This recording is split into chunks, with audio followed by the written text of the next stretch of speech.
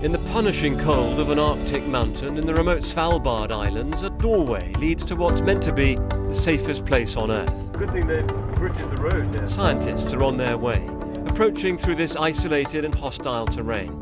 And I'm with them as they carry a precious cargo of seeds to be kept out of the way of whatever climate change might bring.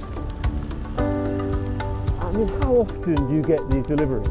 As we have deliveries 3 times a year. The box of seeds is about to go through the first line of security. There are half a dozen in all. I've just come down the access tunnel that's cut into the mountain here. This place is 130 metres above sea level because if the worst happens and global warming melts all of the polar ice caps, this project will still be safe. Okay, this is the next stage. The deeper inside the mountain we go, the more the temperature drops. The store is designed to survive any natural disaster. The seeds can last here for a very long time. It depends on what crop it is, but some of the crops may survive for more than 4,000 years. You're really imagining this place functioning, keeping the seeds safe for 4,000 years? Well, it's difficult to say. I'm sure that the pharaohs thought that their pyramids would last long, and they did. The last barrier to the store itself. Okay, here we go.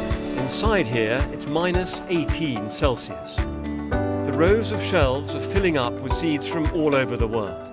There are samples of nearly half of the most important food crops, brought here just in case. Samples of seeds used to be held in glass test tubes. Now they're kept in little plastic packets, and there are more than 800,000 of these in this vault. And everywhere you look, there are examples of why this place matters. There are seeds from Syria, plants that are good at coping with drought, and some have just been returned to the Middle East.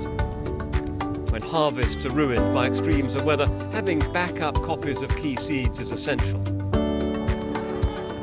Another threat is flooding, which can damage national stores of seeds. This happened in the Philippines.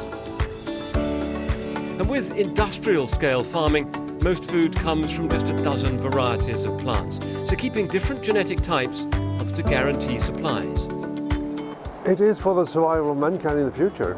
I mean, we need the diversity, all the different kinds of plant material to get food for the future. We have a lot of problems seeing us now.